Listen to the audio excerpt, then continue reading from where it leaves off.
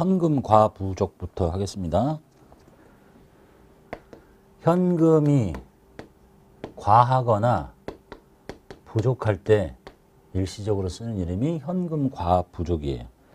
현금의 실제 잔액과 실제 잔액은 뭐예요? 금고에 있는 돈과 장부상 잔액, 우리가 전표를 쭉 입력하다 보면 현금 잔액이 보이죠.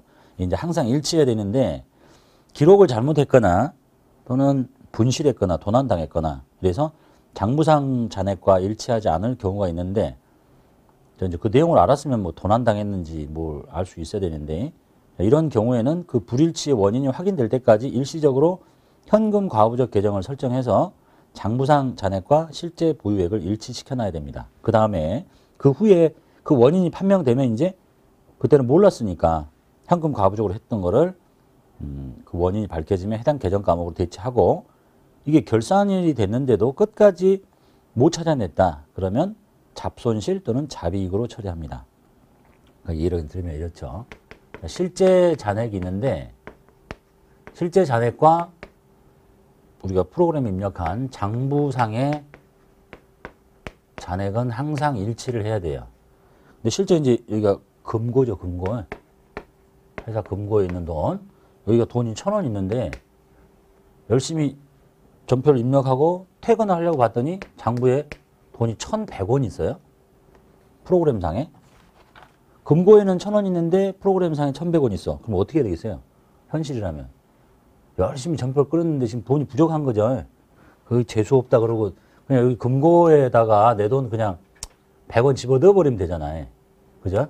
그럼 큰일 나요. 금고 건드리면 안 돼. 현실에서는 그렇게 하겠지만 이렇게 오면 어떻게 돼요?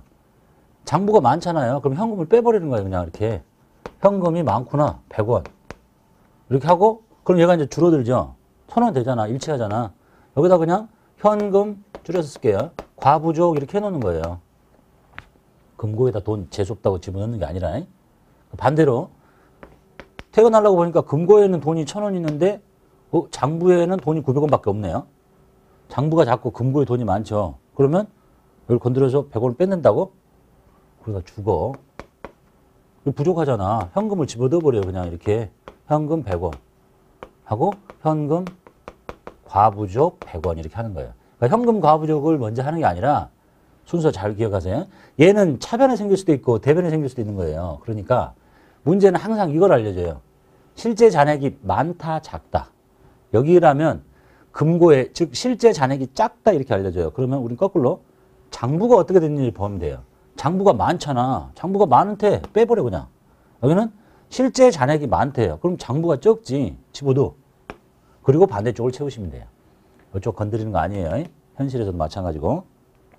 현실은 그럴 가능성이 높죠. 현금 과부족 계정을 쓰고 있으면 사장님 좋아하겠어요? 돈이 안 맞으면 아이고 재수없다 그러고 내 돈 넣고 남아? 빼다가 잘못되면 죽어요. 자, 그 얘기를 하고 있는 겁니다.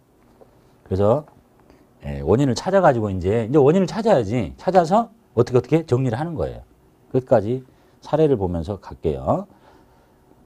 자, 현금 보유액은 10만 원인데 장부상 잔액은 12만 원이래요.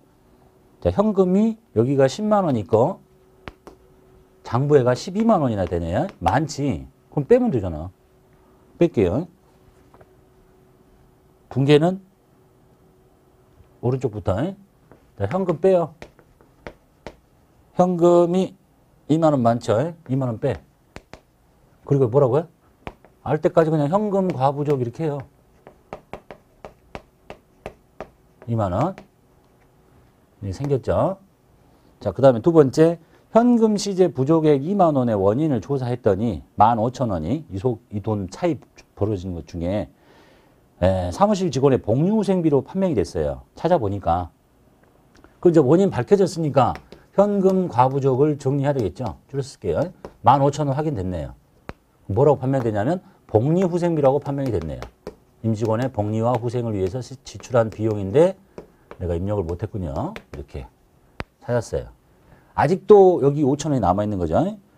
자, 그 다음에 결산일이 됐는데요. 결산일이 보통 이제 12월 31일이 끝나는 회사라면 마지막으로 끝나는 날인데 저 5,000원의 원인이 안 밝혀져요.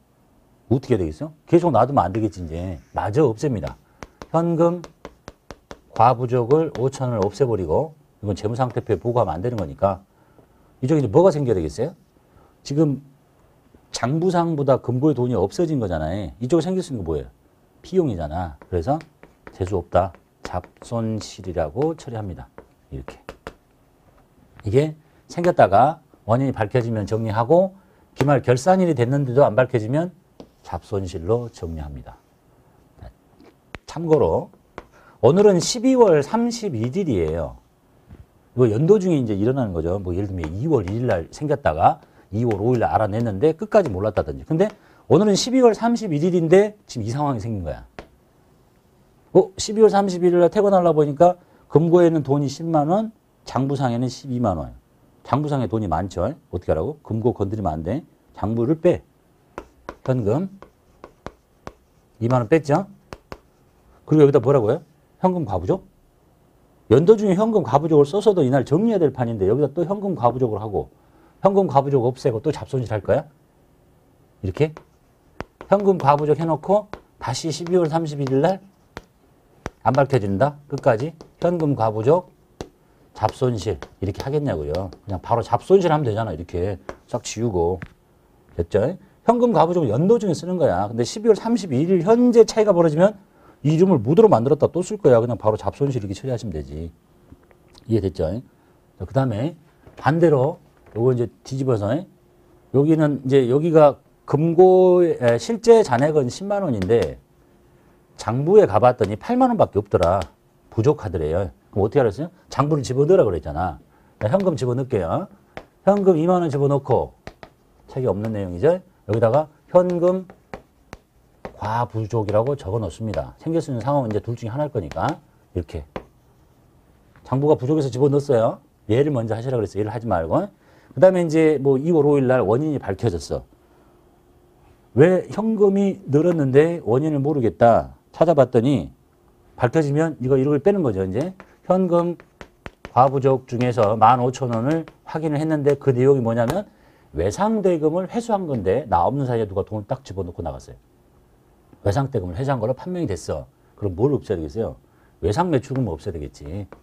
외상매출금을 없앱니다. 판명됐으니까 자산 없애버렸죠. 자, 그리고 이제 오늘 12월 31일인데 이 나머지 5,000원이 끝까지 안 밝혀지네요. 현금 과부족 나머지 5,000원 정리하시고 이때 이제 뭐라고 해야 되겠어요? 내용을 알 수 없는데 돈이 금고에 많잖아. 좋은 일이 생긴 거죠. 잡이익 이렇게 정리하시면 되겠네요. 요게 요쪽이 생기거나 요쪽이 생기거나 둘 중에 하나겠죠. 시험에 나오면 이제 연도 중에 부족한 차이가 벌어지면 이렇게 원인이 밝혀지면 빼서 각각의 개념 과목을 정리하고 끝까지 안 밝혀지면 잡손실 또는 잡이익 처리하시고 그런데 12월 31일 현재 현금 차이가 벌어지면 이 상황도 이렇게 볼게요. 오늘은 12월 31일이야. 금고에는 10만 원 있는데 프로그램상 전표를 보니까 현금이 8만 원밖에 없어요.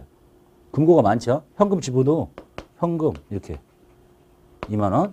그리고 또 현금 과부족을 쓸 게 아니잖아. 쓰면 바로 뺄 거니까 바로 잡이익 이렇게 하시면 되겠네요. 되셨죠? 이게 현금 과부족에 대한 얘기입니다.